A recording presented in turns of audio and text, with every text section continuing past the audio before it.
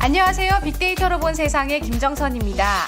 이번 주 빅데이터 주요 관심 키워드는 미세먼지, 양심적 병역 거부, 유류세입니다. 전국이 미세먼지로 잿빛 하늘에 갇힌 한 주였습니다. 6일과 7일 전국 곳곳에서 초미세먼지 주의보가 발령됐습니다. 7일에는 수도권에 미세먼지 비상 저감 조치가 발령돼 공공기관 차량 2부제가 시작됐고 화력발전소 가동도 제한됐습니다. 이번 미세먼지의 원인은 바람이 불지 않아 먼지가 계속 쌓이는 대기 정체 현상 때문인 것으로 전해지고 있습니다.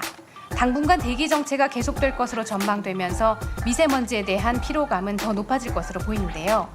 빅데이터 연관어 분석 결과 미세먼지 주의보가 일단 발령되면 사람들은 마스크를 착용하고 공기청정기를 가동하면서 정부의 대책에 관심을 보이는 것으로 나타났습니다. 특히 미세먼지의 주요한 원인을 중국발 미세먼지로 인식하면서 정부의 강력한 대응을 촉구했습니다. 정부는 지난해 9월 2020년까지 미세먼지 30% 감축을 목표로 한 미세먼지 종합대책을 발표하고 전기차 확대, 오염물질 배출 기준 강화, 한중 협력 강화 등을 추진해가고 있습니다. 여기에 더해 어제는 민간과의 협력을 통해 대응 조치를 더욱 강화하는 방안을 추가로 내놓았습니다. 오늘은 국민들께서 미세먼지 감소를 더 실감하시도록 환경부와 환경부처가 생활 주변 미세먼지 저감을 강화하는 방안을 마련해 여러분께 보고를 드릴 것입니다. 앞으로 국무조정실이 범정부 합동기획단을 조속히 구성해서 더 체계적이고 대담한 정책을 마련하기 바랍니다. 미세먼지가 우리 삶에 직접적 위협으로 다가온 만큼 정부의 촘촘한 대책과 우리의 실천으로 미세먼지 문제가 돌파구를 찾아 나가길 기대해봅니다. 대법원이 지난 2일 양심적 병역 거부에 대해 무죄 판결을 내린 이후에 후폭풍이 거셉니다. 청와대 청원 게시판에는 형평성에 맞지 않는 무죄 판결에 반대한다 등의 청원이 계속되고 있습니다. 이들 가운데 신속한 대체 복무 기준 마련을 요구하는 목소리가 적지 않았습니다.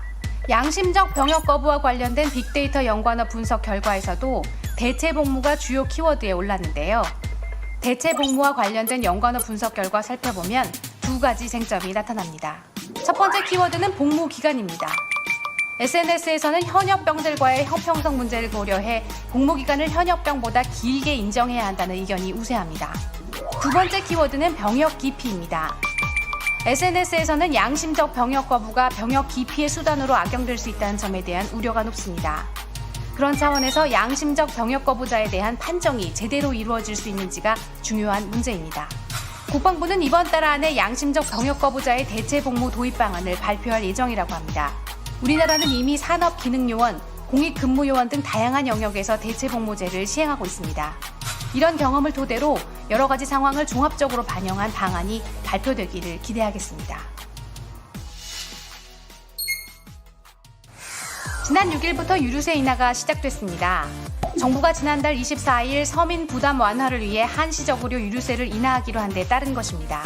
유류세 인하 첫날 정유사가 직접 운영하는 주유소를 중심으로 기름값이 내려가면서 직영 주유소를 알려주는 유가정보 인터넷 사이트 오핀의 접속이 폭주하기도 했습니다. 유류세 인하 발표 당시 기름값 인하 효과가 나타나지 않았던 전례를 거론하며 회의적이었던 여론도 실제 기름값이 낮아지자 환영하는 의견들로 바뀌고 있습니다. 일각에서는 자영주유소들이 본격적으로 가격을 인하하지 않아 기름값이 주유소마다 들쭉날쭉하다며 불만도 제기하고 있습니다. 그러나 정부는 자영주유소들이 세금 인하 전 재고를 소진하고 세율 인하분을 반영하는 다음 주쯤 전체적으로 기름값이 낮아질 것으로 전망하고 있습니다. 또 가격 담합이 발생하지 않도록 자세한 모니터링을 한다는 방침입니다.